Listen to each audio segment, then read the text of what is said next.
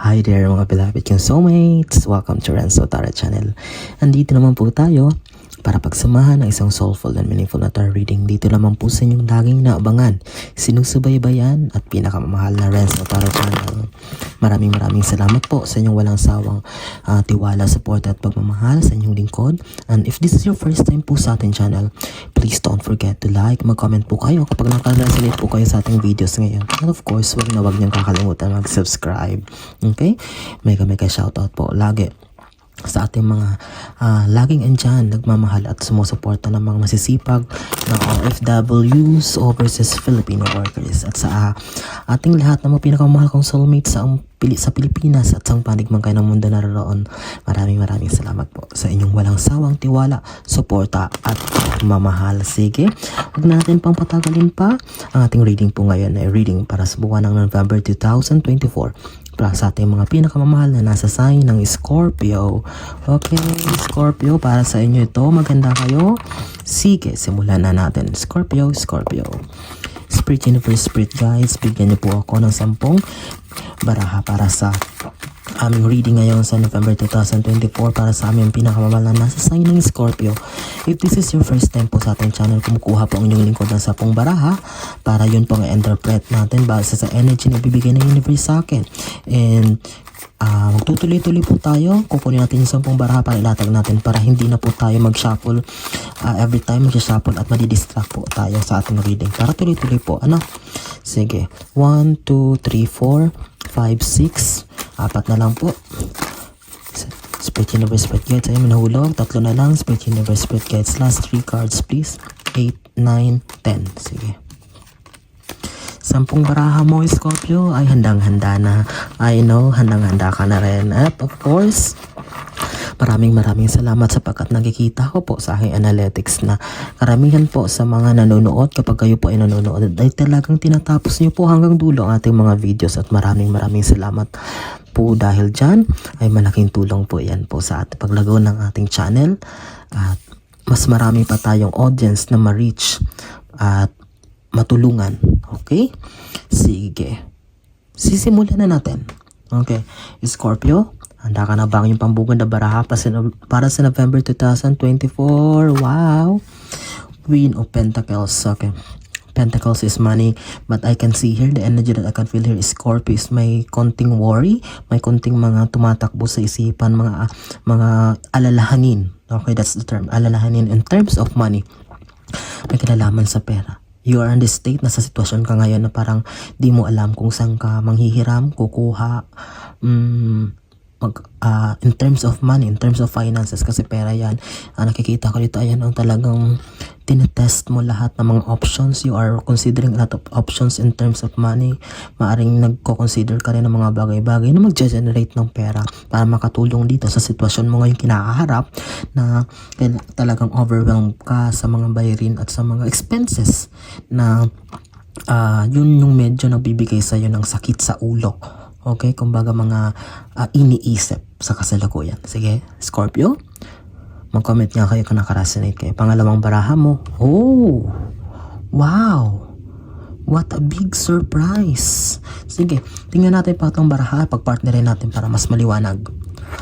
Oh my God. Oh, okay, this is unconventional. Wheel of Fortune, ruleta ng kapalaran, swerte, jackpot, at lumabas yung pang-apat na yung pangatlo mong baraha, Scorpio, is 4 of Wands, celebration. Maaring may ilan sa inyo, Scorpio. Okay. May ilan sa inyo, kung single kayo, Scorpio, makakakilala kayo ng tao. Okay, makakilala kayo ng tao na magkapagbibigay sa iyo, makakatulong sa inyo na magbigay ng swerte in terms of pera. Kung single kayo, makakapag-asawa kayo ng tao, ng isang mayamang tao na makakapagbigay sa iyo ng pera. And here, tingnan mo, celebration, marriage. And kung mapofocus lang talaga tayo sa Wheel of Fortune, talagang may parating na success, may parating na pera. Diba? Although nagwo-worry ka ngayon, sa panahon ngayon, but here comes, the universe is telling that there is a big surprise for you na parating, Scorpio. Wow! Parang alam mo yun, parang biglang, ang bilis ng takbo natin ng sasakyan, tapos biglang lumiko. lumiko yung reading, and it means that a big surprise from the Wheel of Fortune. And with this Four of Wands card, talagang if you are considering, if you, may iba sa inyo ngayon, nagsisearch na nga nagsisimula na nga mag-search sa internet ng mga dating site o kung ano man yan na talagang tinoconsider mo, maaaring naghahanap pa ng foreigner or a fam. But this, kung makuha mo man yan, makilala mo man yan, that person will give you the stability in terms of finances. Makakatulong talang malaki, may tutulong yan sa'yo sa kinalaman sa pera. Okay? Diba? Talaga, tingnan mo, King. Yung makikilala mo na yan na tao na yan, or maaring person mo ito, is that Pentacles and pera, talagang magdadala siya ng enormous. Magdadala siya ng enormous money, enormous blessing. Talagang, hindi lang basta pera babaguhin niya yung buhay mo, Scorpio. Okay? Or maaring hindi man literally na makakapangasawa kayo, but maaring makahanap kayo ng kaibigan, business partner, na talagang sa partnership nyo ay talagang magbo-bloom or magpo-flourish ang lahat para sa inyo. Both of you will benefit from it. In terms of pentacles, in terms of money, in terms of pera, ay talagang both of you, maring kaibigan, talagang pinagkakatiwalaan na kaibigan, asawa, or itong makikilala mo, well, dahil lumabas si Wheel of Fortune, talagang you are assured of success in terms of finances. Panglima, Scorpio, ay tatakpan natin ito kasi baka manudity tayo, but this is the Devil card. Okay? Scorpio, this is a reminder. Okay? Kasi karamihan sa mga tao dito nagkakamali kaya andyan na, bilis-bilis na ng success, biglang bumubulusok. Alam niyo kung bakit? If you are planning something at kapag nakamit mo na ito, please keep it to yourself. Kung pwede, kung hindi talaga makontrol, please wag na. Wag mo na munang i-broadcast sa wider audience. Wag mo na munang ipaalam na nagpapatayo ka ng bahay. Wag mo munang imamayde, wag mo na ipapost yung picture mo ng jowa mo. Wag mo munang ipakilala itong mga kaibigan, partner mo na wag mo munang sasabihin na may business kang ginagawa, nag-a-apply kang ganito, pupunta ka na ibang bansa. No. Just keep it to yourself. Keep it private. Because the Devil card, maaring ito yung nangyayari minsan sa sobrang excitement natin na i-announce agad itong mga bagay na nangyayari sa buhay natin, ay hindi natin alam may mga taong may evil eye na silang nakaka-apekto kaya hindi nagsasucceed, kumbaga nauusog itong mga plano natin. Although napakaganda na ng takbo, napakabilis ng fast-paced na ito, but somehow biglang bubulusog. It's because of the evil eye of these people na ayaw tayo makitang masaya or nagtatagumpay. This Devil card is just reminding you, Scorpio, na please be aware of that. Kung ano man yung ginagawa mo, promotion, nag-aaral ka for promotion, may binabala kang gawing negosyo, mag-i-invest ka, or kung ano man, please keep it private. Hayaan mo lang na magtaka ang mga tao kung anong nangyayari sa buhay mo. Okay? Kung ano man yan, Scorpio, please, I'm reminding you, kung ayaw mong bumagsak, kung ayaw mong magsimula muli, back to zero, please keep everything in yourself first. Saka na lang. Kapag talagang sobra-sobra na yung blessings, kapag wala na silang magagawa, andyan na, namamayagpag ka na. Okay? Queen of Cups, pang-animang baraha, Scorpio. Queen of Cups. Okay, what does it mean? You need also to be aware. Okay, what is it in terms of your career? Kung ito mga tao, ito naman yung mga, technically lang naman siguro kung nasa trabaho ka, siguro minsan may tinutok for granted yan, ay wag ko munang gawin to, mga urgent, mga reports, wag ko na munang gawin to, bukas na lang or next time na lang. Please do it. Wag mo munang took it for granted. And sa pakikisama, be good to your colleagues, or it's all about you making mga doings in terms of your career, present situation sa career. Ayan you need to be careful to those people. Okay? You need to be careful to those people na nasa paligid mo. You need to keep track sa mga galaw nila. Baka mamaya kinakaibigan ka lang kasi papabagsakin ka. Okay? You need to be vigilant. Yan ang sinasabi, Scorpio. Okay? Huwag basta-basta magtiwala. Trust no one. Ulitin ko, trust no one. And lalong-lalo na, kontrolin yung mga sinasabi. Baka mamaya madulas ka, baka mamaya may confidential ka mabitawan na salita. Akala mo, nagtitiwala ka sa mga tao na yan. But no, no please. Okay, maging maingat. Maging maingat, Scorpio. Sige. Pampito.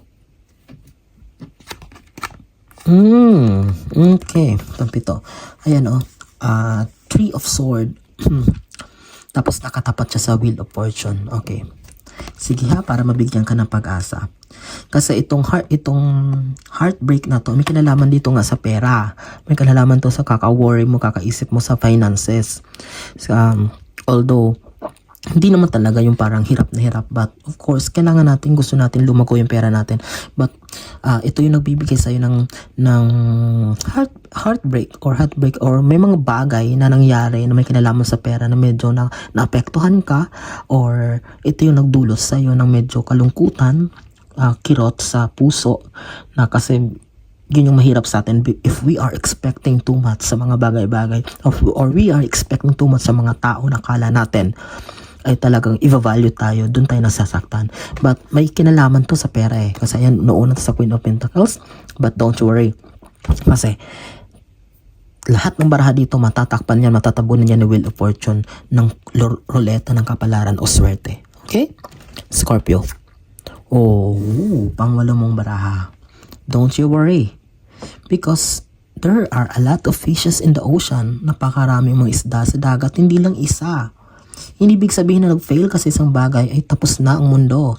Napakarami mo daw, sabi ng universe, na dapat subukan, na i-offer siya para sa'yo. At dyan mo makikita kung ano ang best. Okay? Kasi akala mo dyan na yan, yan na yan. Yung present situation mo, yan na yan. Kung akala mo dream job mo, yan. But no. In this world, there are a lot of doors that will be opening for you. Napakaraming pinto na magbubukas na kailangan mong subukan, na yung pala dun ka pala magsasucceed, dun ka pala, Scorpio, mamamayagpag. Okay? Kasi minsan sa pride natin, sa ego natin, kala natin even though dream job natin yan, dito na ka na talaga magre-retard, pero hindi ka masaya, nahihirapan ka, toxic yung environment. Pero kung tanggalin mo yun, at why don't take risk to consider other options? Well, hindi mo malalaman kung hindi mo susubukan. And this Seven of Cups is just reminding you. Okay? Reminding you, Scorpio, na hindi lang. Huwag ka mag-focus sa isang bagay. Why don't you try? Why don't you try considering other options? Okay? Scorpio, walang masama sumubok sa ibang bagay. Okay? Basta maging matalino lang. Okay? Anya naman si universe, i-guide ka. Bibigyan ka ng signs if you ask for it. Okay? The Hangman. Yung pang-siyam mong baraha is the Hangman. Sige, i-partner ko siya dito sa pang-sampung baraha, panapos sa baraha, para mas malinaw ang ating mensahe. Okay, napakalinaw. Hangman and Knight of Cups. Umuwi siya dala ang cups o yung tagumpay. What does it mean? If you stop worrying, Scorpio, and kapag kahit papano buksan mo ang iyong isipan, ang iyong puso sa mga ibang bagay na maaring pwede mong subukan in the future, this hanged moment will stop. Matatapos itong situation mo na parang nakatenga, na parang walang nangyayari sa buhay mo. Okay, and uuwi ka as a knight na napagtagumpayan isang laban. Ayan, a trophy, golden trophy, golden cup, na talagang tagumpay. And it's because you have opened your heart and mind na sumubok sa ibang bagay. Okay? And that is a good thing. Okay, Scorpio? Yan ang kailangan mong gawin sa mundo ngayon. Hindi wala na yan yung, dito na ako, magre-retire tapos na. No. Kung may gusto kang mangyari, bakit di mo subukan? Ano pumipigil sa'yo? Natatakot ka sa sasabihin ng ibang tao? No, if we are always after what people will say, of course, that will be the failure. Yan yung magpapabagsak sa atin. Okay? Naway, Scorpio, maliwanag ang ating reading ngayon.